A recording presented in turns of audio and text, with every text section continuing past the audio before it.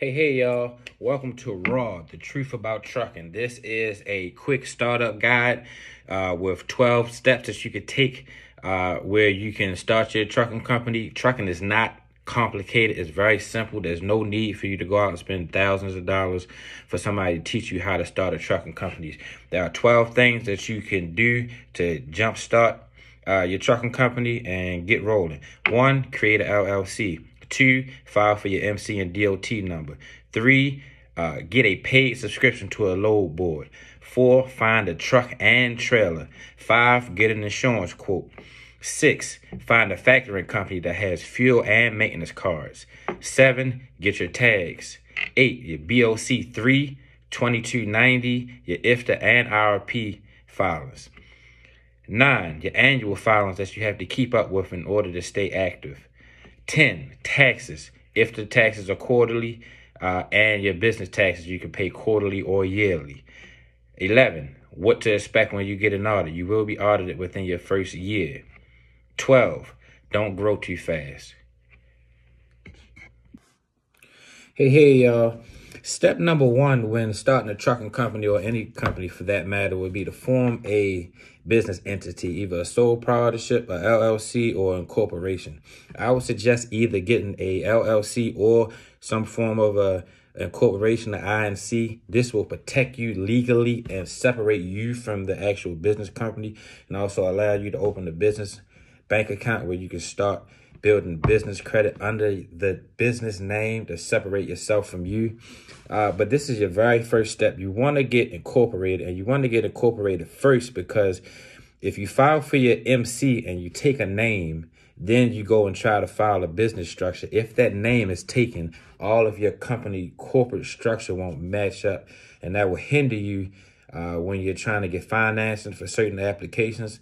And it can also cause you challenges with your MC number when you're doing certain filings, when you're doing insurance, and it can mix you up with different business transactions when they can't differentiate from you or the company. Or if you're doing a DBA, well, that's a whole entire different subject. But for the sake of simplicity, step number 1, file some sort of a business entity. Hey, y'all. One thing I forgot to mention earlier when we were on number 1, filing your LLC, INC, or sole proprietorship, you will want to file for an EIN number. It's free. It's your employee identification number. This is similar to your social security number as a person, but it's for your business. It's what identifies your business. Use it when you're filing your tax returns, W-9s, and so forth. But along with filing your corporate structure, your LLC, INC, not so much with your sole proprietorship, you will have to file for an EIN number. This is a free number that you get on your IRS website. So don't forget that part. Peace. Hey, y'all. Step number 2 would be to file for your operating authority, which consists of your MC and your DOT number. They both come together for the same price of $300 when you fill out the application on the Federal Motor Carrier's website. Your DOT number allows you to drive interstate, which would be within your particular state lines. This would be local drivers, or could be regional depending on how big of a state you live in. Say if you live in Texas. Your MC number, which is your motor carrier number, allows you to cross state lines. This would be considered interstate. You can get both of them when you file for your authority at the same time for the same price. Or you can opt out and just get your DOT number if you plan on only driving locally and you want to save on some insurance money. I have both of these filled out on my website, truckking85.net. It's free. I paid a Federal Motor Carrier employee to fill it out for y'all, so y'all don't have to go to these services and pay a few $100s to have something filled out when I already did the work for you for free.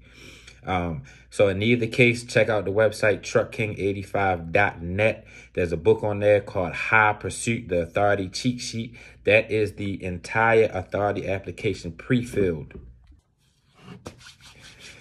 Hey, y'all. Step number 3 when starting a trucking company would be to sign up for a load board. After you've already got incorporated and got your MC and DOT number, which is your authority filed, you're able to get a paid subscription to a load board. There are some free ones, but in my opinion, the paid ones are better.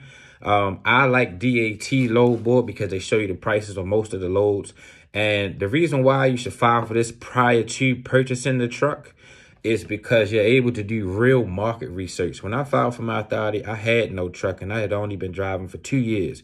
However, I had a dream in my mind and in my heart, and I would get on the load board in my living room on my laptop and look at the loads coming out of my area, so I would have a realistic idea of the type of money that was out there. So I would look on the load board, I would cross search, and I would say, well, hey, I don't have it now, but I will have it. And when I do have it, this is what I'll be doing. So it keeps you motivated. Also, if there's any courses that I would suggest y'all pay for, it would be a broker course or anything that shows you how to get direct shippers.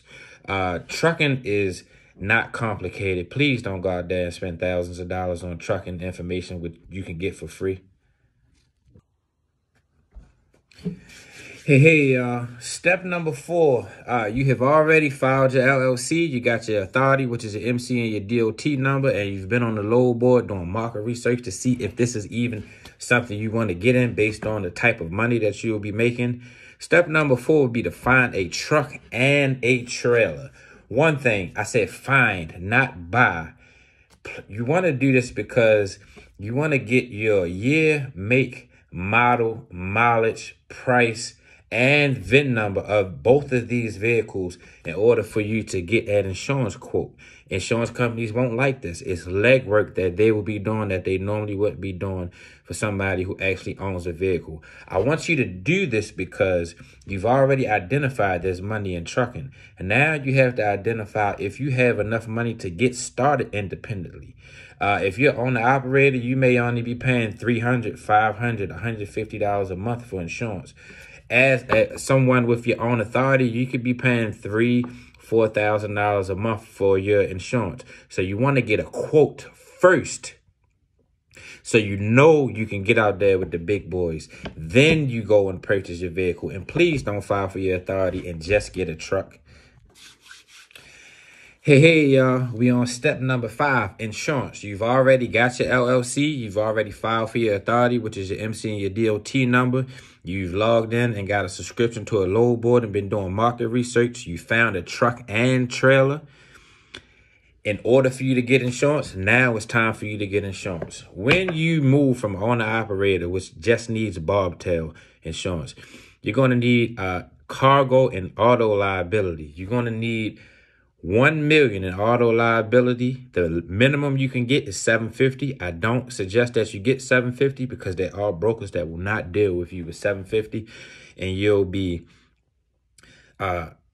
reeing up on your insurance. And then you're going to need $100,000 cargo insurance. So that's $1 million auto liability, $100,000 cargo insurance. My first insurance, I was paying $1,700 a month. I put down $2,700. I've paid as much as $3,600 a month for insurance and put down as much as $5,000-$6,000, depending on what my background situations was as far as tickets and audits and inspections on the road. So be prepared to put down $3,000 to $5,000 for your insurance.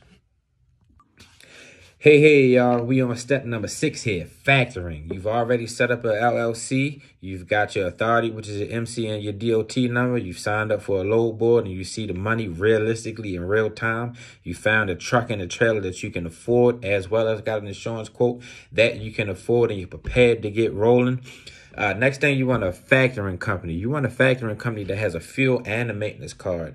You want fuel because starting off, if you're bootstrapping and putting up all of your money to get your first truck, that fuel card would take the bite off of things. If you're running over the road, you could be spending $2,000 to $3,000 a week. If you got a $5,000 fuel card, that can significantly help with your startup costs. Also, you want a maintenance account, a maintenance allowance on your factoring, because you got tires out here, you got PMs, All of this stuff can come at the most unexpected time. And if you have a cushion, which is supplied by your factoring company that gives you a field in the maintenance card, it can help you from getting taken out of the game. Also, you want to look for a company that's non-recourse. A broker pays a factoring company in 30 days. The factoring company pays you same day or next day. If it's recourse, they will recourse that debt back to you if the broker doesn't pay. Hey, y'all. We are on step number 7, tags. So by now, you've got your corporate structure set up. You've got your authority. You've got on the load board, did research. You've got your truck and trailer. You've got your insurance. You've got your fuel and maintenance card through your factoring company so you can get paid and so you can be prepared for a startup cost, which is your first week or so in fuel and any unexpected maintenance that comes. Now you're going to need tags. I always tell people tags cost you around $2,000, depending on what states you're in. I'm in Maryland. We normally pay around $1,800. I suggest you get all states on your tag, on your cab card. New Mexico and Oregon are not a part of IFTA, so you'll need fuel permits when you drive through those states.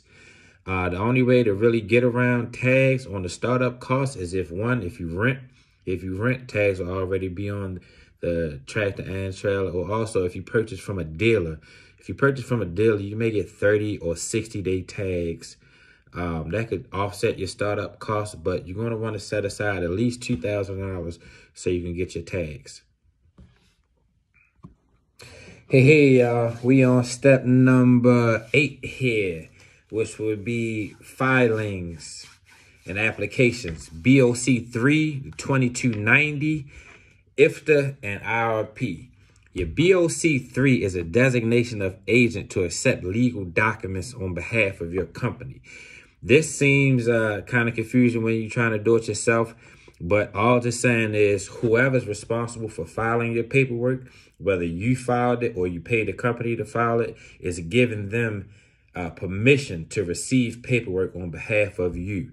You can designate yourself as an agent. There's nothing special about it. It's just wordplay. Then you have your 2290. 2290 is your heavy highway use tax. This is a filing that vehicles over 55,000 pounds pay to operate on highways. It costs about $550 a year. I say $600 to keep it safe. You pay that once a year. Then you have your IFTA, your International Fuel Tax Agreement. Remember this: where did you earn and where did you burn? If you ran local, you pay your taxes at the pump in the form of sale taxes. So only thing that's required for your filings is your filing fee, which is about $50. If you cross state lines, then you have to calculate your miles and the gallons you paid and pay taxes based upon that at the end of the year or quarterly. Your IRP, which is your International Registry Plan. This is what makes up for your cab card, your portion tags. This is a fee that you pay based upon what you may run in a state as far as the miles or the miles that you actually ran. If you just purchasing the vehicle, you're going to project these and you're going to make an estimate. If you've already owned the vehicle, then you calculate the amount of miles that you drove in each state. Then you pay based upon that, i.e. the word a portion tag. You pay a portion for each state that you drove into. Unless you're a local driver, then there's one fee. Hey, y'all. So we are on number 9, annual filings. So along with your initial filings, the BOC 3, the 2290, the IFTA, and the IRP, there are some filings that you have to file yearly to stay up to date and to keep your business in good standing. And there's also one filing that you have to file every 2 years. Why don't I start off with that one? You got your biennial update, form MCSA1, which is an update of all of your contact information, your phone number, addresses, emails, and all of the such, so the FMCSA or anybody who's looking up your company can contact you. Then you got your Ucr Files, which is your Unified Carrier Registration. This costs around $80 from 0 to 2 trucks. It goes by the amount of trucks that you have. This is a filing to register you with all the states so that they can send and collect fees from you. Then you got your BOC3, which we talked about earlier, your annual service of processing agent. You have to file this every year so that the FMCSA knows who's your agent. That could be a company or you. Somebody has to be the administrator that can receive paperwork on behalf of your company. Then you have your IRP, which is your International Registry Plan for your portion tags and plates. This is for your truck tags. You have to pay this or renew them every year. Then you have your IFTA, your International Fuel Tax. This is the tax that you pay on the miles that you drive in each state and the gallons that you purchase in each state. This can be paid either quarterly or yearly. Then you have your federal and state taxes. You cannot forget about Uncle Sam. This is the net profit, your gross income minus all of your expenses for the entire business, whether it be for fuel, whether it be employees, whether it be for yearly filings, whether it be attorney fees, whether it be maintenance fees, parts, parking, uniforms, anything that you can name of that costs your company. You want to keep a receipt of every single item you use and keep that in a safe place. So at the end of the year, you're not paying taxes on things that you rightfully and legally have deductions for. Then where we got the last one, the biennial update, which we started with first, which is the update of all your contact information so that everybody from the FMCSA, the different legal entities can contact you. So we're going to move on to the next portion. Hey, y'all. So we are on number 9, the annual filings that you must file every single year in order to keep your business in good standing. And we also have one biannual filing that you must file every 2 years in order to keep your company in good standing. Just a side note, if there is anything that I would suggest somebody pay for, I'm all in favor for paying for people to do paperwork because I'm out here driving. I don't have time to pull over all the time. And a lot of times we're not as computer savvy as different individuals that come from a different background. So I want to start off with the biennial update first because that's a unique one. That's filed every 2 years. Your biennial update form MCSA1 is an update of all of your contact information, meaning your address, your phone number, any way that you can be contacted or your company can be contacted, rather by the FMCSA or any legal entity or individual or companies looking for you. Then you have your Ucr File, which is your Unified Carrier Registration. This costs around $80 from 0 to 2 trucks. It's based upon the amount of trucks that you have. And this is a registration for you to be contacted by all of the states for any fees that they may have to collect from you or any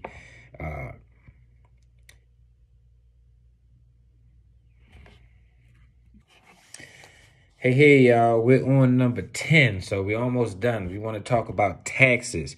You're going to have to pay your local taxes and your federal taxes yearly or quarterly if you decide to.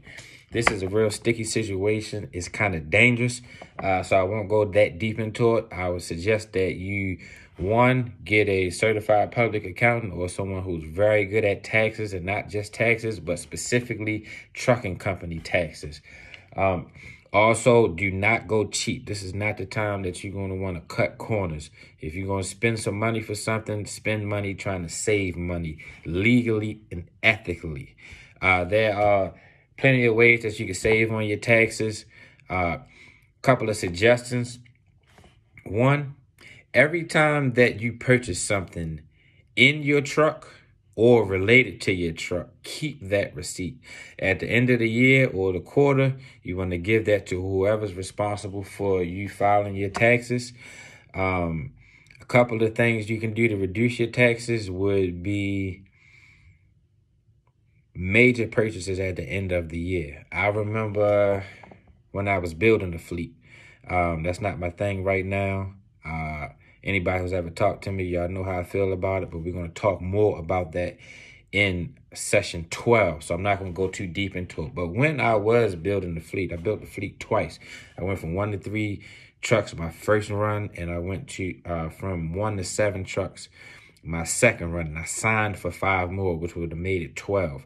However, those times when I was aggressively growing, I spent less money, in taxes because I had more expenses. When I was purchasing equipment, when I was paying for repairs, paying employees, it was reducing my net income, which is your gross, the amount of money that you bring in yearly, minus your expenses, the money that you put out yearly. So even though money was coming in, I was spending money going out, building the business. That's what reduced my taxes. If you listen to a lot of these real estate guys, it's pretty much the same principle where they're buying more property and rolling the money over or deferring the taxes. It's the same thing. It's moral, legal, and ethical.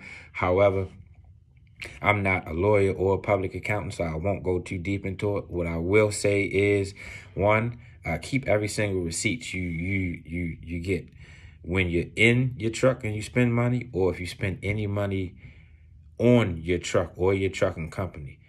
You let your certified public accountant or lawyer decipher what's legal, moral, and ethical to deduct. You don't want to go too long without paying taxes. You will find yourself in a whole heap of trouble. There's a couple things you can dodge in this life, and death and taxes are 2 of them. So I won't go too deep on this. What I will say is, don't go cheap. Buy the best you can find, or someone who specifically deals with trucks. Keep every single receipt you have. There's apps where you can actually take a picture of the receipt as soon as you get it, and it'll automatically upload it, so you don't have this bundle of receipts. One of the issues we ran into before was water or friction, where the receipts were rubbing against each other, and some of them were coming up where you can't read the letters or the numbers on the receipt. So now you got a perfectly moral, legal, and ethical deduction that you can't use because it's ineligible. And if you go into an audit, you don't want that to happen, because then the IRS is going to come, and they're going to come for every single dollar they can get out of you. So keep good records. Don't cut corners when it comes to your service. Buy the best, and make sure, worst come to worst, you have to pay taxes. So make sure you pay them either quarterly or yearly, or I believe it's 2 or 3 years. I'm not 100% sure, but you shouldn't let it get that far anyway. Keep good receipts. Keep all of your receipts that has to do with.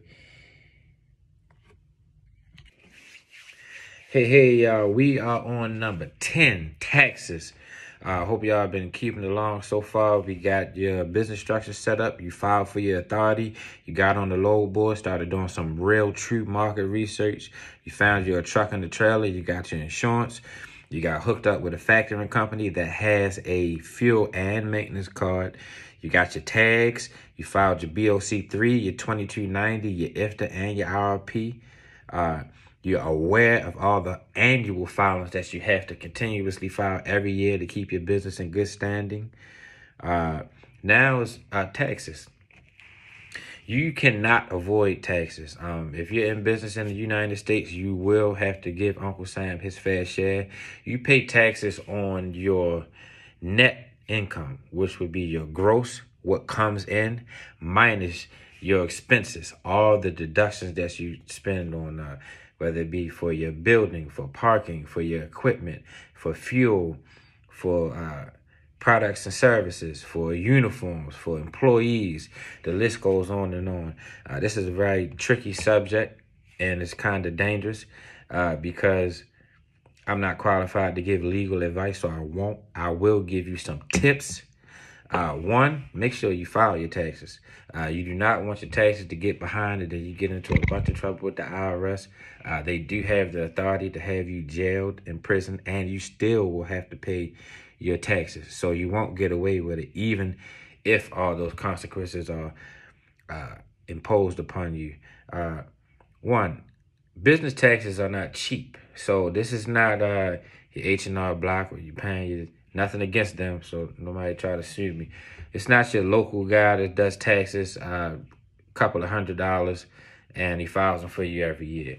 So pay for the best, but not only pay for the best to your affordability.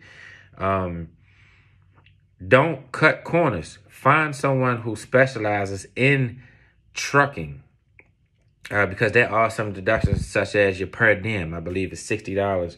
That's specific toward trucking, and that per diem is for food and lodging. Every day that you spend in your truck, you have a deduction for food and lodging up to $60. Keep every single receipt that you get. If you're in your truck and you purchase something, or you purchase something related to your truck or your trucking business, hold those receipts until it's time for you to file. Give them to the authority or the person entrusted to file your taxes. They have apps now that you can take a picture of your receipts as soon as you get them, and it'll automatically upload them. I think that's awesome. One issue we had one time where water and friction, and time also can cause your receipts to fade, or friction can cause them to fade, or water can blur them out to where you have a perfectly legally, moral, and ethical deduction that you can't use because it can't be seen. So you want to take advantage of the technology that's out here, and if worst come to worst, just make sure you file. You do not want to get years behind and be tens of thousands of dollars behind in taxes. Also, if there were a way that you could pay less taxes or no taxes, legally, morally, and ethical, I would say purchasing equipment or having big purchases or big repairs prior to the year end. The 2 times where I was building fleets, I'm not into that anymore. Anybody who talked to me personally knows how I feel about that, and I'll talk more about that in session 12. But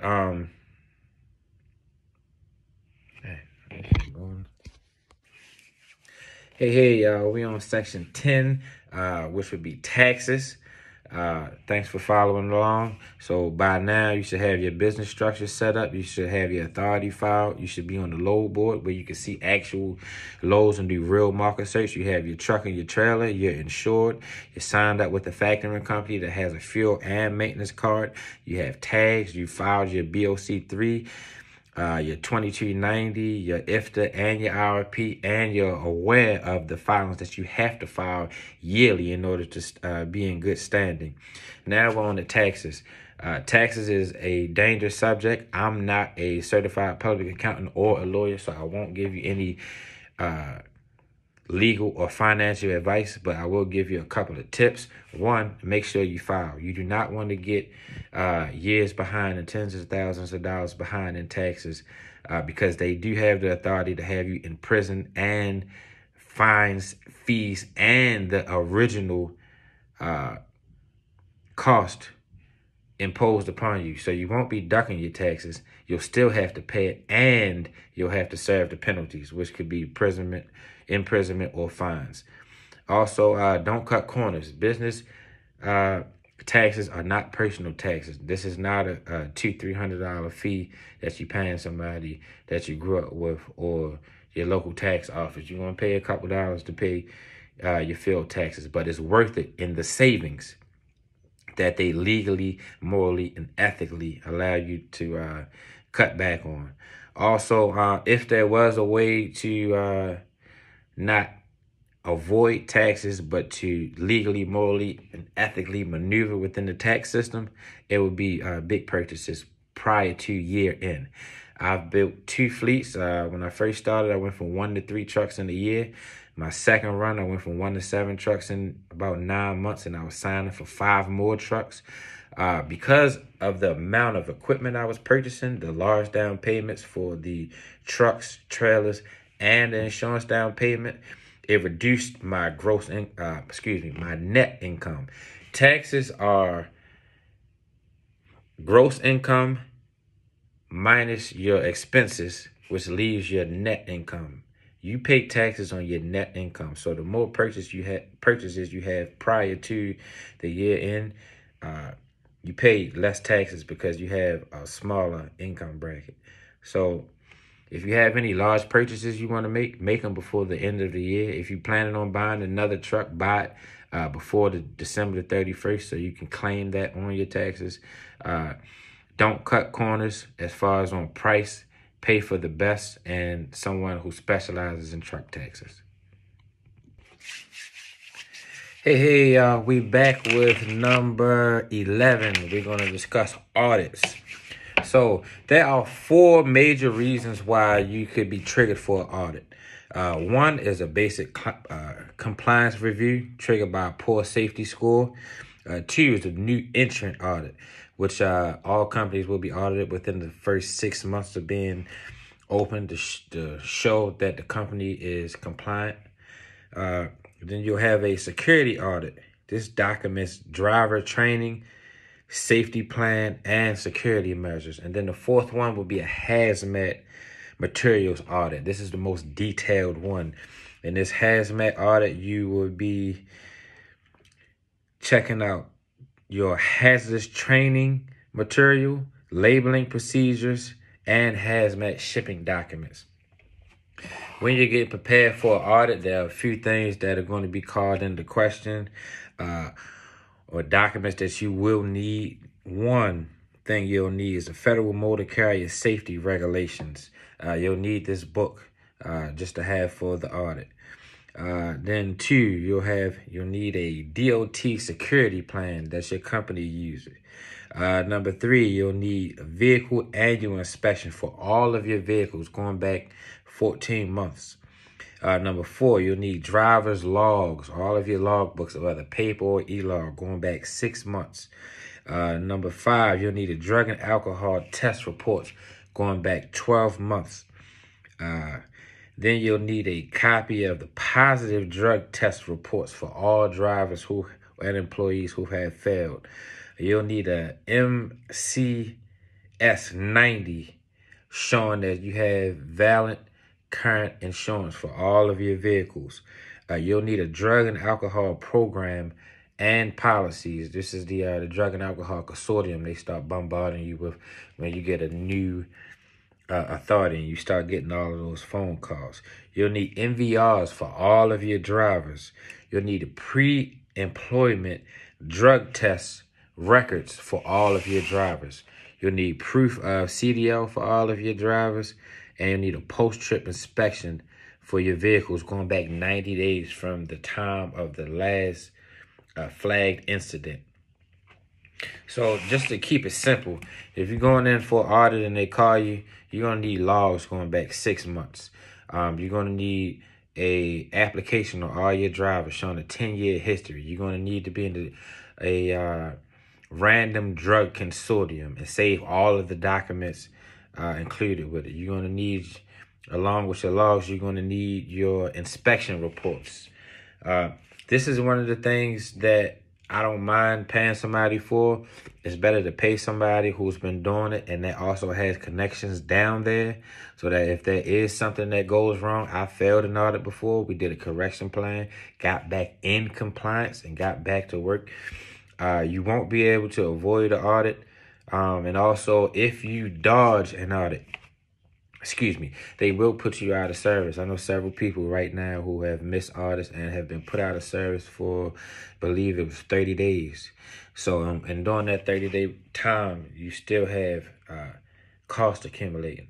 So you want to keep up with your mail, communicate with them. If you're on the road, set up a date that you can come in to have your audit. It's better to have an audit and fail an audit than to not have one at all. So keep all your documents in order and be prepared, because they will call you down for an audit within your first year. Hey, so we on number 12. Don't grow too fast. All right, now I have been trucking for 11 years now. I got out of prison August 31st, 2010. I got into trucking 30 days after I got out. I went to school. I have been working ever since then. I've been through about somewhere between 18 to 20 trucks, and that's from owning trucks, leasing trucks, owner finance, owner operated lease situations, rental trucks, cash trucks, you name it. Anything I could do to get a truck, I did it. I've been independent since 2018. It is now 2022. I bought my first truck after being in the game for 2 years. I worked down the port my first 5 years as an owner-operator. I started building my first semi-fleet then. I had 3 trucks down the port. I went independent. Then I went from 1 to 7 trucks in about 9 months. I signed for 5 more, which would have made 12 trucks in 1 year. I'm pretty good with financing and things of that nature, and I move really fast in life in all areas. So I move fast, I mess up fast, and I learn fast and get back on track, which is one of the reasons why I'm not in the streets anymore, and there's a lot of my friends that still are. I jumped out the porch early, I got out early, and I'm here where I am today. Couple of things about trucking. Trucking is real hot right now. If anybody who knows me, I am a natural born teacher, and I'm also a natural born giver, which means anything that I learn, I start giving out and pushing out there and teaching people. Trucking is hot right now. I've been pushing trucking for the last decade. I started with my friends and family and moved on to every single person I came in contact with. There's money in trucking, true. If you look on the load board or any city, there's warehouses everywhere. Everything in this country has to get to an end consumer by a truck, some sort of 18-wheeler, box truck. It can get in the country on a plane or a boat. It can get across the country on a plane or a train. But in order to get to that end consumer, it has to get on some type of truck. And that transportation costs money. So there's money in trucking. Also, trucks are everywhere. All you need to get a truck is either cash or credit. If you got one of the two, God be with you. If you got both, hey, more power be to you. But a truck without a driver and a load with the truck that doesn't have a driver, it's like a gun without a bullet. It just looks very shiny. It's intimidating to people. It sounds good. It's flashy, shiny, but it means absolutely nothing. The biggest problem in the industry today is finding and keeping drivers, especially if you're an over-the-road trucking company. If you're local and your drivers come home every day, you got a better chance at finding and keeping drivers. If you have local dedicated work or even just local period with at home, even regional guys, you got a better chance. If you guys or girls getting home every other day, every 3 days, or on the weekends, everybody's not built to be over the road as a driver, be away from their families, their girlfriends, boyfriends, their loved ones, all of their toys and home that they work so hard to pay for. It's not cut out for everybody. So don't get impressed when you hear people talking numbers. Oh, I got 5 trucks, I got 7 trucks, I got 10 trucks. Well, how many of them are fully occupied? If you want to be successful, you're going to have to find some type of a funnel where you will constantly have drivers coming in and staying, or at least coming and going, where you're constantly replacing the old drivers with new drivers. And also with drivers, you don't just want any old type of drivers. You want quality, safe drivers, because drivers will eat you out of house and home in maintenance. If they just hopping in the truck driving, not checking the oil, not checking the coolant, not checking the tires, the brakes, and then they get out here an hour and a half away from home, got a flat tire was already flat, or they running your coolant low, blow your engine, or they wasn't checking the oil, you know, crack your head, or whatever the case may be. What I would suggest, the numbers have changed, but prior to today's market, 10,000 was the safe bet. That's not too many things that are happening that'll cost you over $10,000.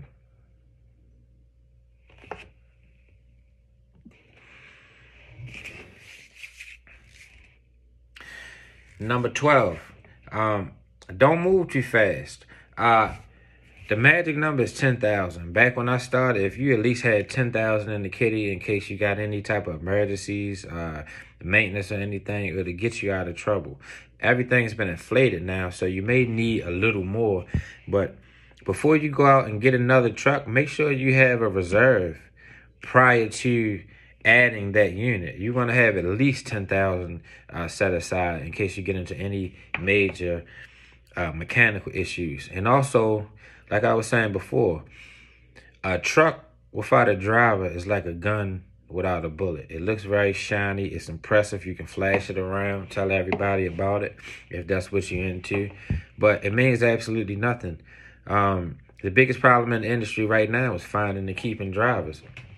If you can create a system where you constantly have drivers seeking you that are coming and staying, where you at least get a 6-month run out of driver, cool, you can make it like that. But aside from that, you're going to constantly have a high turnover rate for drivers. And that's nationwide, industry-wide, for big and small companies.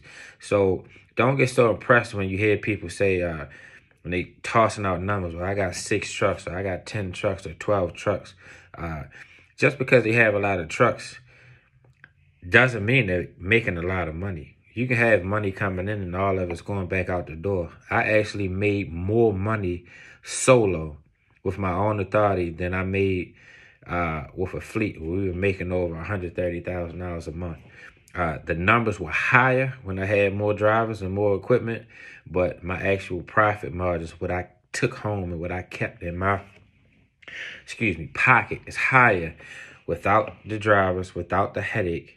And this is not a program I'm selling y'all on the idea that you can make money and sit back.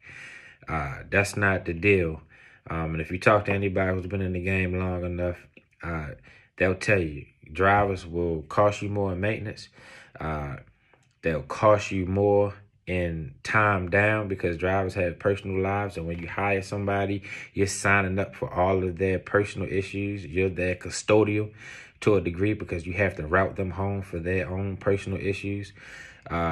So you make less, it costs you more, therefore your profit is less. And also you have less peace of mind and more of a headache because your phone is constantly ringing and you're always on call. So think about these things before you jump out there and start buying a bunch of trucks thinking you're duplicating yourself.